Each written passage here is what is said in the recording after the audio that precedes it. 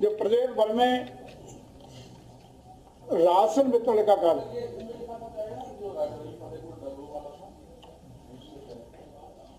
इसका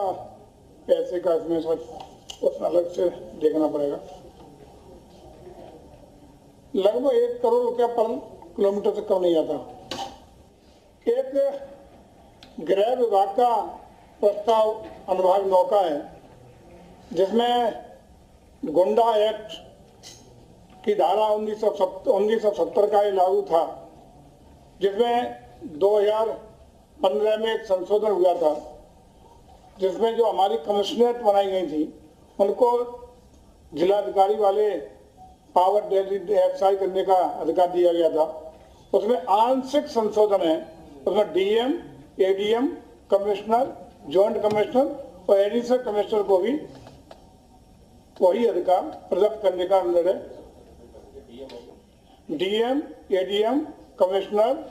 joint CP और additional CP, इनको वो अधिकार प्रदत्त रहेंगे। धारा 2 और धारा 6 ये उत्तर प्रदेश गुंडा नियंत्रण अधिनियम 1970 की धारा 2A और धारा 6A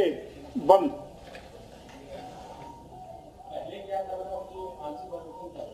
आंशिक में एडीएम को जोड़ा गया है, बढ़ा दिया गया है। पहले ये पावर एक्सरसाइज करने का किया गया था, कुछ आंशिक परिवर्तन एडीएम को जोड़ा गया है, जॉइंट सीपी और एडिशनल सीपी को भी जोड़ा गया है, बढ़ाया गया है।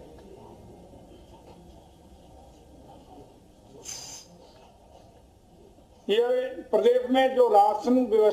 वितरण व्यवस्था चल रही थी, इसमें ई पॉस मशीनें लगाने के बाद बहुत अच्छे परिणाम आए थे। आम गरीब आदमी जिसको राशन के लिए विक्रेता कहीं न कहीं उसको चीटिंग कर देता था, उसके नाम का और किसी को दे देता था, नहीं देता था या फर्जी अंगूठा लेके करता था, उसको खत्म करते हुए ई पॉस मशीनें लगाने का उपक्रम चला था, बहुत ही सक्सेस हुआ। लेकिन उसको और अत्याधुनिक करते हुए आज ये निर्णय लिया गया है कि उसमें अब जो क्रेता राशन कार्ड धारक होगा उसको रिसिप्ट भी मिलेगी, उसके मोबाइल पे SMS भी पहुंचेगा। डोर स्टेप डिलीवरी का तो ऑलरेडी लागू था ही, लेकिन अब कई अन्य सुविधाएं उसको पारदर्शी बनाने के लिए उसको रिसिप्ट मिलेगी, SMS से उसके मैसेज पहुंचेगा। इसके लिए अलग से नया सिस्टम इंटीग्रेटेड संस्थाओं के चयन का निर्णय लिया गया है। जो नया जो हम लोगों का सिस्टम एडॉप्ट करेंगे उसकी नई नोडल एजेंसी तय करने का आज निर्णय लिया गया, ताकि हमारे किसी भी गरीब व्यक्ति को राशन की उपलब्धता में पारदर्शिता से पहुंचाने में कोई असुविधा न हो, बेईमानी न हो, उसके साथ छल कपट न हो, पूरी मात्रा में पूरे वजन के साथ उस पर राशन उसको उपलब्ध हो सके। ये इसलिए नई टेक्नोलॉजी का इस्तेमाल करते हुए हम लोगों ने आज इसमें निर्णय लिया है। उत्तर प्रदेश में चयन के लिए निर्णय लिया गया है, चयन करने का निर्णय लिया गया है। आज बड़ा हर्ष का विषय है कि उत्तर प्रदेश की कैबिनेट ने उत्तर प्रदेश खेल नीति 2023 को आज स्वीकृति दी है। इससे निश्चित रूप से खेल कूद को बड़ा बढ़ावा मिलेगा। हम गांव स्तर तक ओपन जिम से लेकर के तमाम तरीके के खेल विकास अधिकार का भी गठन करेंगे, ट्रेनिंग सेंटर भी बनाएंगे, निजी एकेडमियों को भी उसमें जोड़ेंगे, हम तमाम कॉलेजेस को भी उसमें जोड़ने का काम करेंगे। CSR का पैसा या अन्य संस्थाएं जो उसमें इन्वॉल्व होना चाहेंगी उनको भी जोड़ने का काम करेंगे। और व्यापक रूप से नई खेल नीति 2023 बनी है। विभिन्न स्टेट में जहाँ लागू थी खेलने, तो उन सबका अध्ययन कराने के बाद उन सबके जो अच्छी अच्छी चीजें थी सबको समाहित करते हुए नई उत्तर प्रदेश की खेल नीति 2023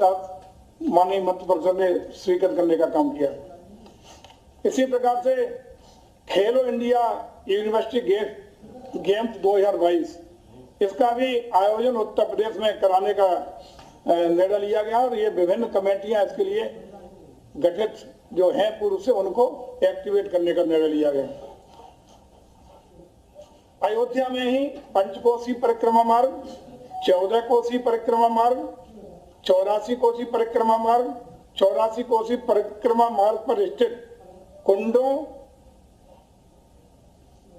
और जायस में स्थित अमेठी जनपद के जायस में बाबा गोरखनाथ की तपोस्थली के पर्यटन विकास, इनकी परियोजना में जो काम चल रहा था उसमें कुछ काम ऐसे थे जो पीडब्ल्यूडी के द्वारा जिनके रेट्स निर्धारित नहीं थे, उच्च विशिष्टताओं के कार्य थे। जिस तरीके से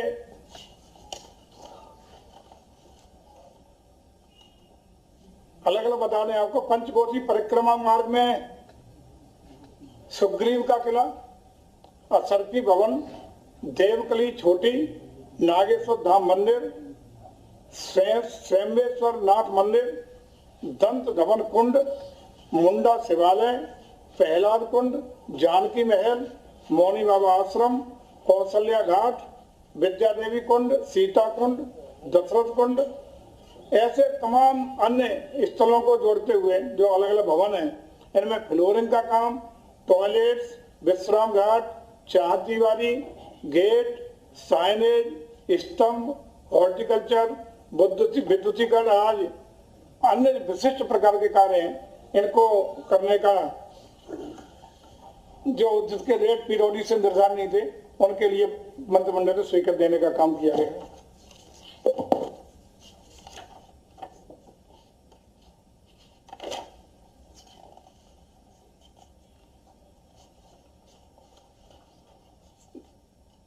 भारत सरकार की एक योजना Ayushman Bharat digital mission ABDM ये योजना है, जैसे कोई भी व्यक्ति अगर अस्पताल में जाएगा तो उसका डाटा फीड हो जाएगा, किसी भी डॉक्टर किसी सरकारी अस्पताल में जाएगा तो वो डाटा उसका खोला जाएगा, तो उसको क्या बीमारियां थी, क्या क्या उसको रही हैं और क्या क्या उसका पिछला पूरा ट्रैक रिकॉर्ड, उनकी बीमारियों के स्वास्थ्य संबंधी सारी जानकारियां एक क्लिक पे आने का काम हो सकेगा। और ये सुविधाएं भारत सरकार की गाइडलाइन के अनुसार उत्तर प्रदेश ने अडॉप्ट की है, ताकि एक एक मरीज का, आयुष्मान कार्ड धारक का डाटा सेव रहेगा, उसको कहीं भी बार बार टेस्टिंग किया